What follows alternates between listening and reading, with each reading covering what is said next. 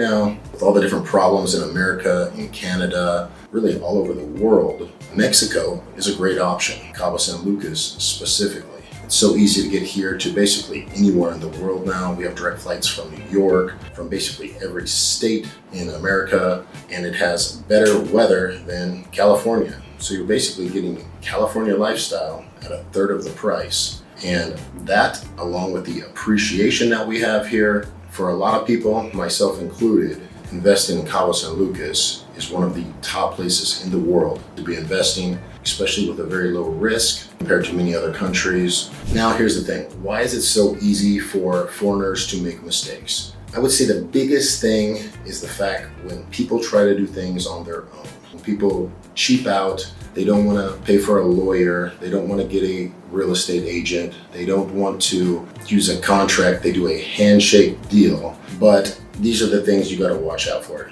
You need to do your due diligence on everything. Making sure that the deed is clean, making sure there's no liens on it, making sure that nobody can block your view.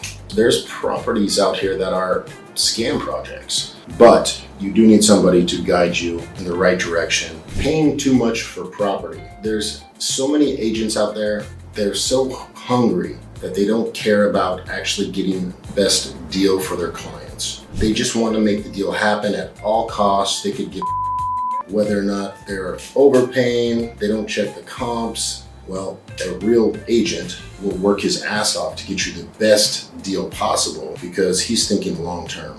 Not only overpaying, but underutilizing your capital. That means if I have $1 million and I go out and I buy $1 million property and I make a $200,000 profit, I've made a 20% ROI, that's not that great. If I took that same $1 million and I bought 10 properties at $300,000, but I only had to put 33% down. Well, and then I took and I flipped all of those at $100,000 profit each one. Well, now I just made 100% ROI. My bank account is looking a lot prettier. Learning to leverage or finding the right agent that can help you to leverage your funds, this is key. Understanding capital gains, buy-in side taxes, and how to maximize the actual profit that you put into your pocket. So many guys are out there and they just go and take Joe Schmo lawyer and go ahead and go pay the 25% capital gains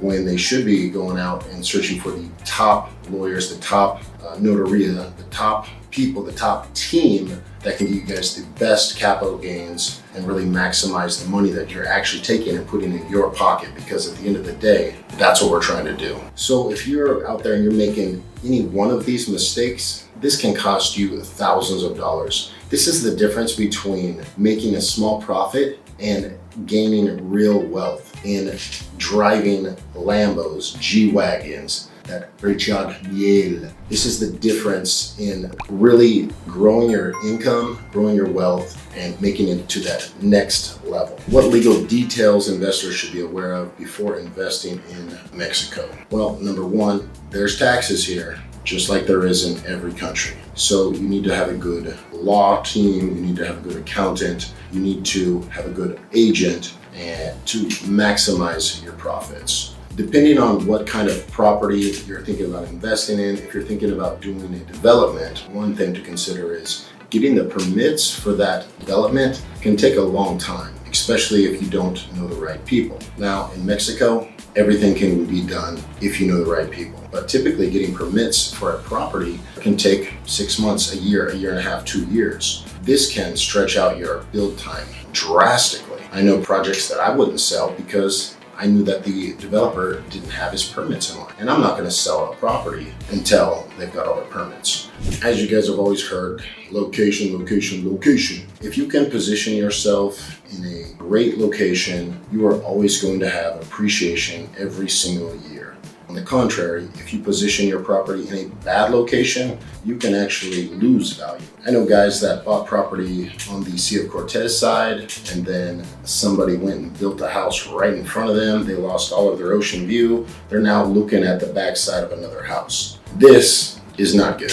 This is what we don't want. Choosing the right location, especially in Cabo San Lucas, where view is everything. Everybody comes here. What do they want? They want a view of the ocean. They want a view of the ark. They want a view of the whales. If you have a community, for example, like Kivira, that has a view from many of the common amenities, well, then you can get away with it. I've sold many properties here that don't have great views, but just a few minutes away, you can walk to one of the main pools and you have an excellent view from there. Again, I have two of the exact same properties. They're no different. In fact, one is in worse shape than the other one. The one with no view just sold for $915,000, and the one with a view, $1.5 million. No difference in the properties, the exact same property. We're talking about a difference of 50 to 60% in your ROI, in your profit. So make sure when you are choosing correctly. For example, in condos, what do you guys think is typically the worst level to be in? What is the worst level? The level you do not want to be in. If it's a 6 levels, you want to be in second level. Why is second level the worst? Well, because you're not ground level. Ground level is nice because it's great for old people. It's great for people who have animals, kids, things like this. Everybody wants to be at the penthouse. The penthouse is always the best. Well, everything in the middle, okay, it's just in the middle. Level 2, on the other hand, you're typically getting a lot of roof line from other properties. You don't have the great view like you do from the other levels. And you got trees that are growing up in front of your view. It's not the best. So that's why in almost every development, you'll see that level 2 is usually the cheapest. Now, where do we not want to be? Loud places, typically. We don't want to be right next to the freeway. We don't want to be next to the railroad tracks. We don't want to be next to the bus stop. Where you want to be is you want to be in the best community that you can, and you want to find the least expensive property inside that community. So for example, if you have a community that's full of $1 million properties and the comps are right around $1 million, and you find a house for $600,000, that's probably a damn good deal, because all you have to do now is make your property look like the other properties. And in Cabo, that's very easy to do because labor here is very cheap, and now your $600 house is now $1 million.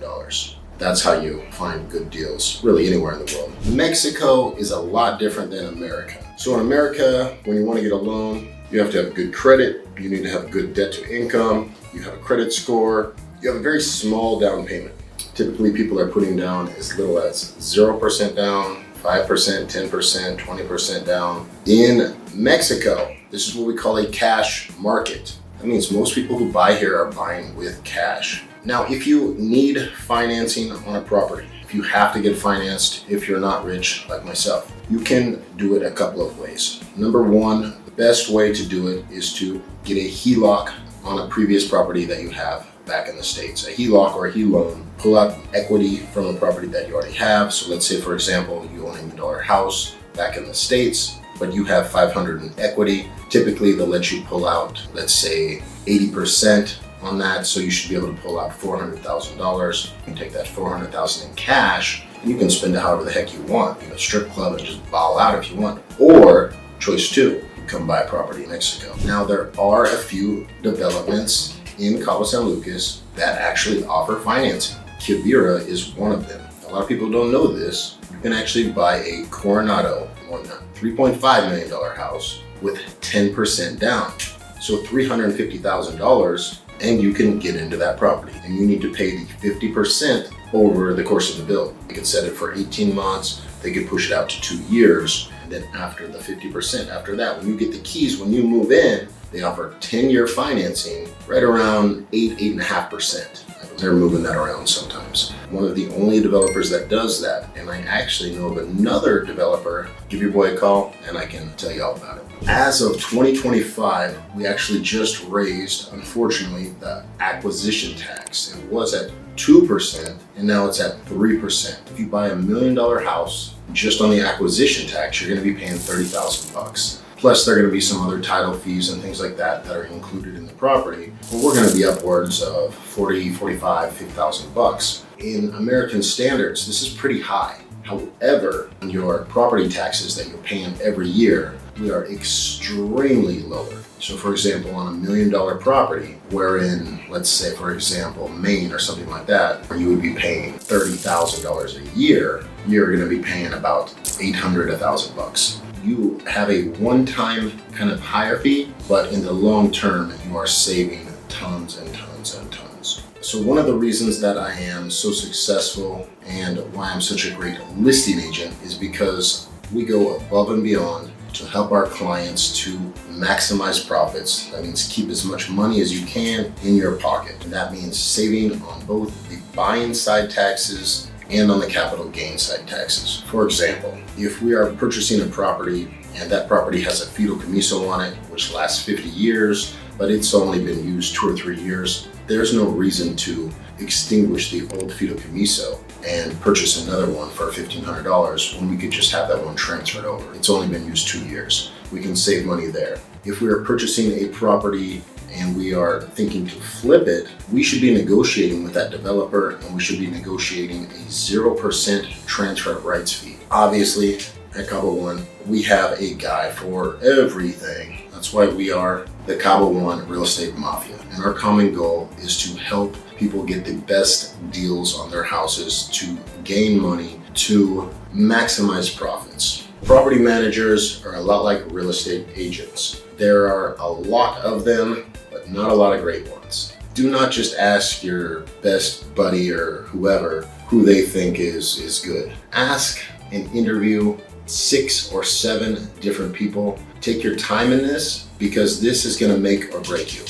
If you hire the wrong property manager, it's going to mess everything up. I know people that have crappy properties, but good property managers who make a killing. So do your due diligence and find the right property manager. So maximizing your profitability if you're in a cookie cutter style community. For example, all the properties are pretty similar. Well, then you need to do a few things to make yours stand out. One being interior design. If you have an awesome interior design, if your photos are better, if you have some extras, for example, yours has a jacuzzi, yours has a putting green, yours has a golf simulator, yours comes with a golf cart, for example. All these little extras are gonna make yours the top. You're the one that's gonna be rented 80-90% of the time, and everybody else is gonna be, man, the market sucks. No, you suck. Thanks for watching this guide on investing in properties here in Mexico. If you're ready to start making profitable investments, reach out to Cabo One for support. Don't forget to subscribe and like for more real estate tips and advice. Subscribe, like.